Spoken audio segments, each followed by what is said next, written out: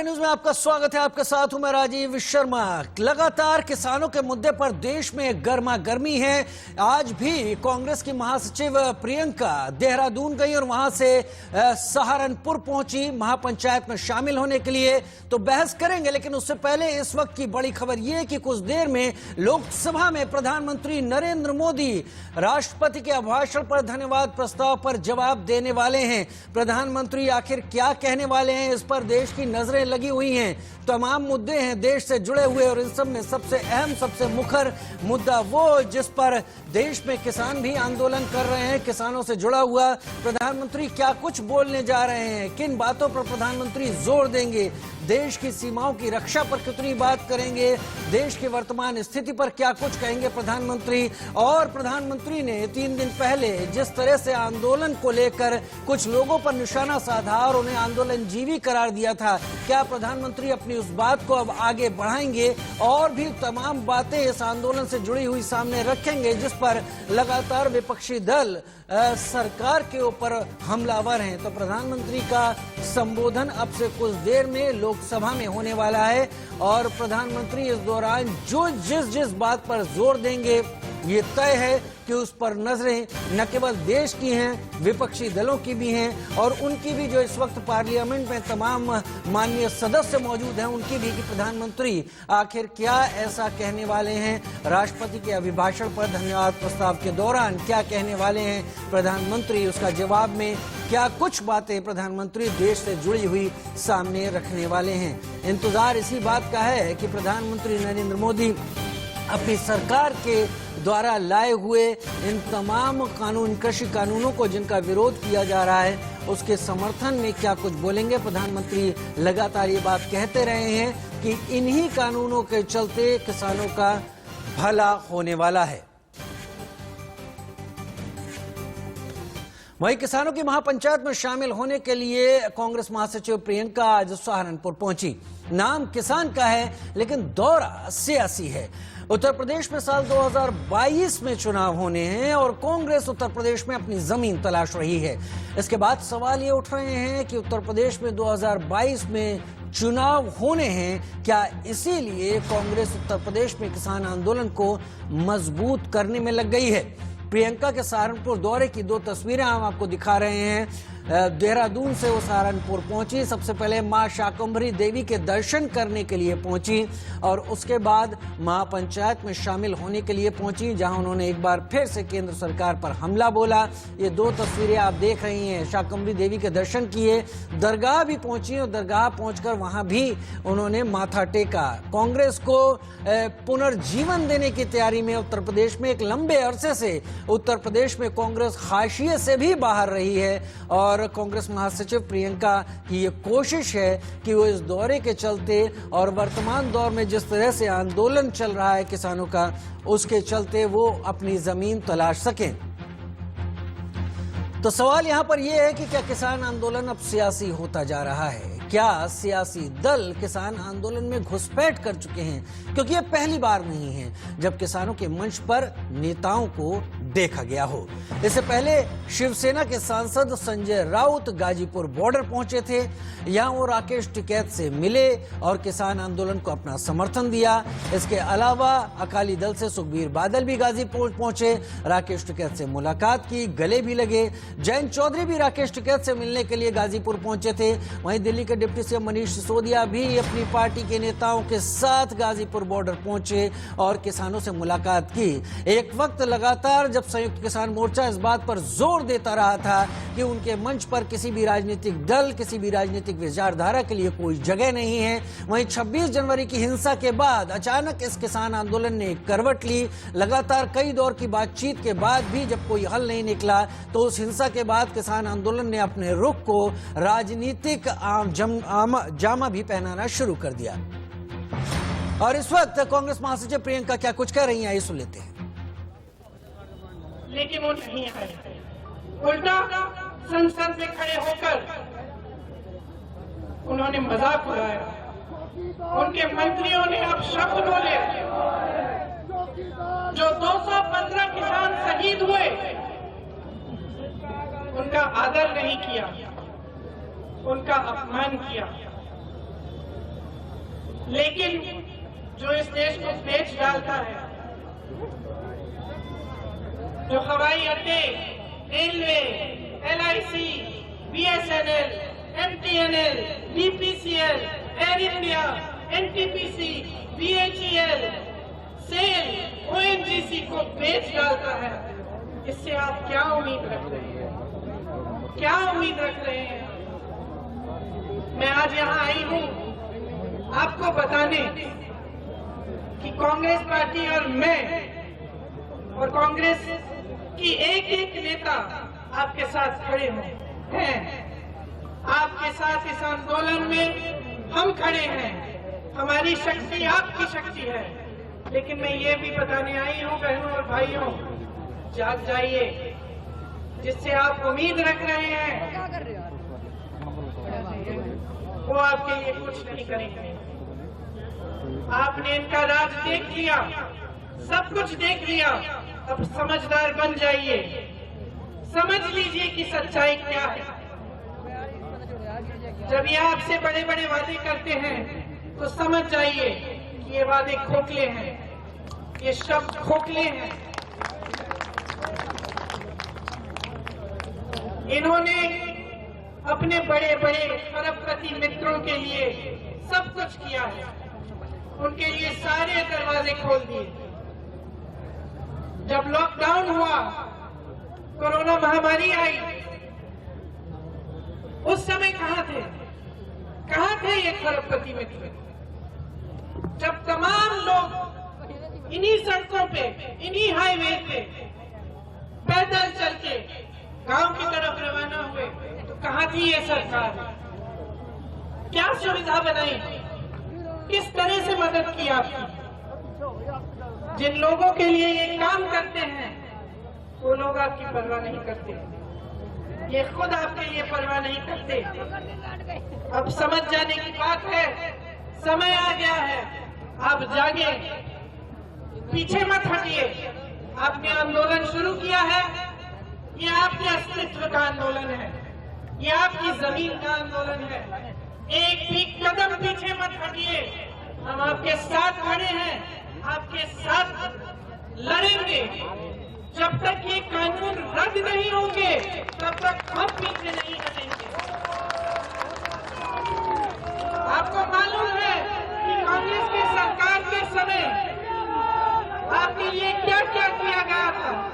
अगर कांग्रेस की सरकार आएगी तो ये कानून रद्द किए जाएंगे, आपको न्यूनतम समर्थन मूल्य मिलेगा, आपकी मदद के लिए कानून बनेंगे, आपको पीसने के लिए नहीं बनेंगे। हम आपके दिलों के साथ, आपके जीवन के साथ राजनीति नहीं करेंगे। आपका बंटवारा करके धर्म के नाम पर, जाति के नाम पर आपको अलग करके आपको तोड़ेंगे नहीं, आपको जोड़ेंगे। और मैं ये कहना चाहती हूँ कि इस आंदोलन में आप सब जुड़िए, एक एक किसान जुड़े, चाहे किसी भी मजहब का हो, किसी भी जाति का हो। पूरे उत्तर प्रदेश के किसान की आवाज सुननी चाहिए। जिस तरह से कुछ दिनों पहले एक किसान ने 40 क्विंटल गोभी सड़क पर फेंक दी कि मेरे कोई काम की नहीं है ये, क्योंकि उसको 1 रुपए किलो का दाम मिल रहा था। उस तरह से कभी नहीं होना चाहिए। आपको कभी जुल्म और इस तरह के अत्याचार नहीं सहने चाहिए। आप खड़े होइए, हिम्मत बनाइए, हम आपके साथ हैं। जय जवान, जय किसान, जय जवान, जय किसान, जय जवान, जय किसान, जय हिंद। आदरणीय प्रियंका जी, एक सेकंड, एक जरूरी सूचना है, जरूरी सूचना है, जरूरी सूचना है। जोरदार नारा लगाइएगा, प्रियंका गांधी, प्रियंका गांधी। एक जरूरी सूचना ये है, आदरणीय प्रियंका जी शासन विधेयक का दर्शन करके आई हैं और हमारे बीच में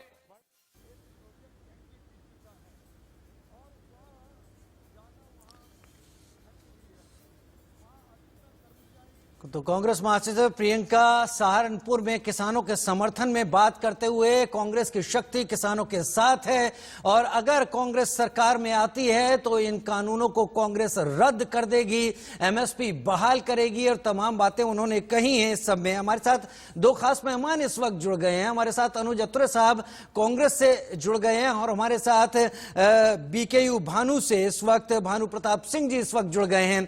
पहले मैं अनुज अत्रे साहब आपके पास ही आऊंगा। अनुज अत्रे साहब, कांग्रेस सियासी तौर पे देखा जाए तो उत्तर प्रदेश में पिछले कई सालों से लगातार हाशिए पर नहीं उसके बाहर ही है। क्या किसान आंदोलन कांग्रेस के लिए एक संजीवनी साबित हो सकता है, जिसको लेकर महासचिव प्रियंका काफी एग्रेसिव मोड में दिखाई पड़ रही हैं? बैठे हैं जिस पीड़ा में जो ये आंदोलन कर रहे हैं उससे किसी को भी जो है राजनीतिक लाभ के लिए विषय में सोचना चाहिए। कम से कम कांग्रेस पार्टी की ऐसी सोच नहीं है कि हमें कोई राजनीतिक, देखिए अभी कोई केंद्र में कोई चुनाव नहीं है, कोई पार्लियामेंट के इलेक्शन नहीं है, कोई देश में किसी इस तरह के जहां पर ये आंदोलन चल रहा है वहां कोई चुनाव नहीं। और हम लोग कभी भी पार्टी ने कभी चुनाव की दृष्टि से, वोटों की दृष्टि से जो है देश की जनता के लिए, उनके हक के लिए खड़े नहीं हुए। आज किसान आंदोलित है अपने हक के लिए। आज किसान आंदोलित है कि ये जो कानून आए हैं जिनको काला कहा जा रहा है, इसलिए नहीं कहा जा रहा कि भाजपा की सरकार लेके आई है। ये और भी कानून 7 सालों में लेकर के आए तो किसी ने इनके खिलाफ इतना मुखर होकर के विरोध नहीं किया। लेकिन किसान अब समझ चुके हैं कि इन कानूनों की वजह से जो ये एक जो पूंजीपति प्रथा जो है, जो दोबारा से जो ठेकेदारी प्रथा है, ये दोबारा से देश में लागू हो जाएगी। बहुत मुश्किल से 70 सालों में इन देश को जो है मजबूत करके कांग्रेस की सरकारों ने आज किसानों को सम्मानपूर्वक स्थिति में लाया है कि आज वो अपनी जमीन पर अपनी पैदावार अपने हिसाब से कर सकते हैं, सम्मान के साथ अपनी खेती कर रहे हैं। चाहे उसमें से कुछ किसानों को अभी उसमें लाभ की स्थिति में नहीं पहुंच पाए, लेकिन फिर भी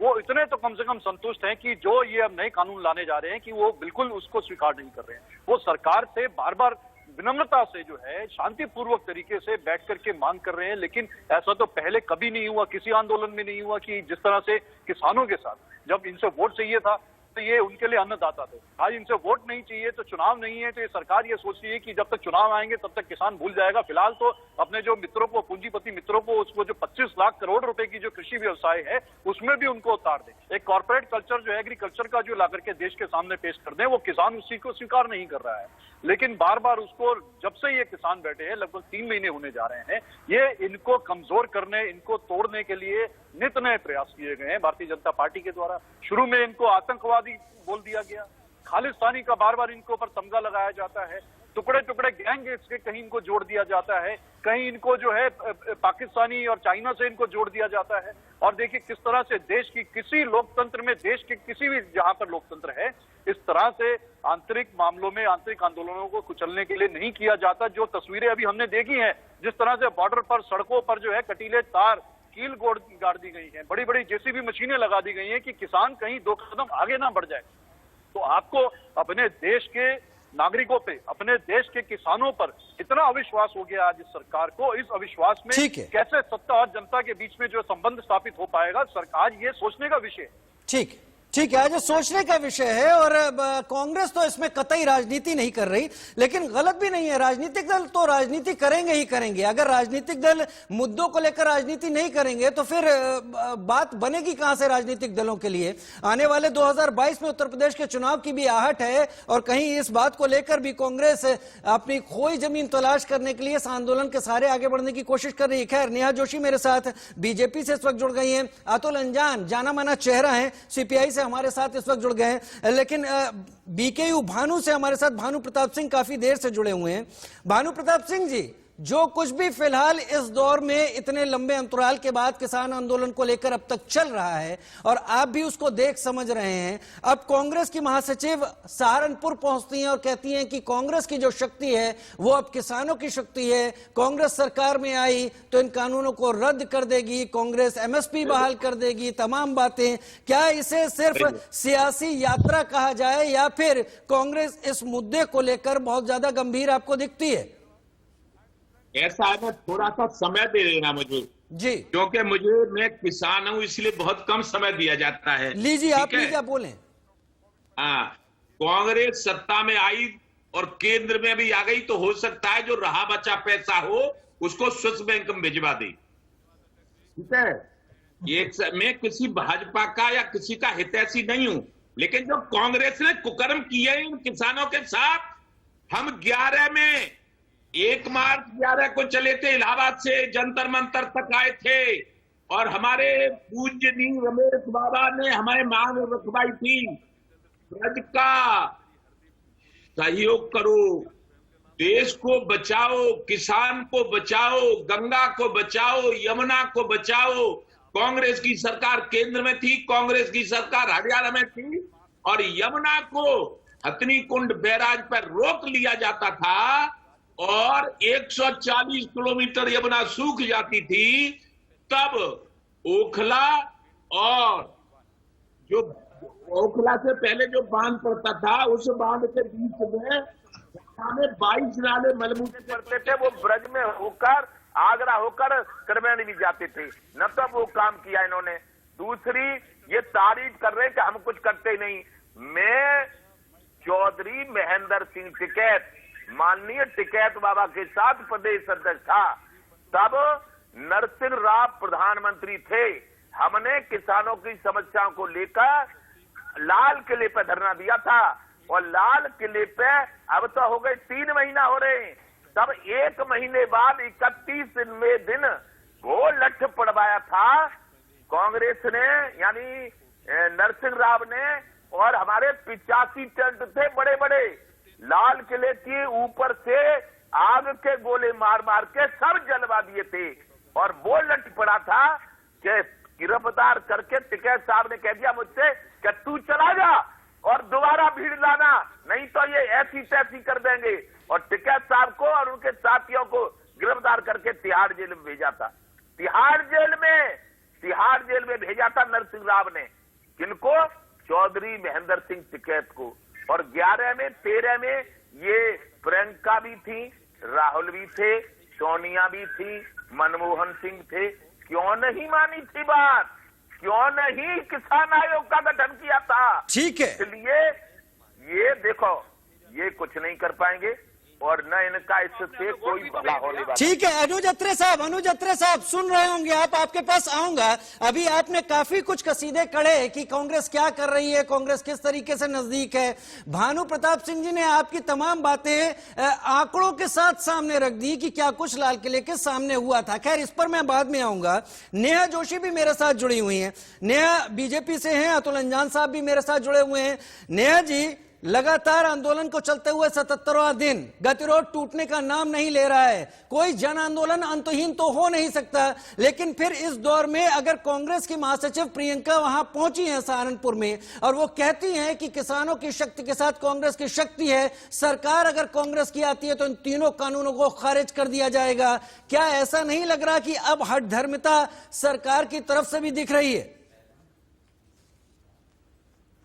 नमस्कार। सबसे पहले तो मैं जो हमारे कांग्रेस के साथी हैं, मैं उनकी स्पष्टता की दाद दूंगी कि पहले नेता हैं कांग्रेस के जिन्होंने नेशनल टेलीविजन पर ये एक्सेप्ट तो किया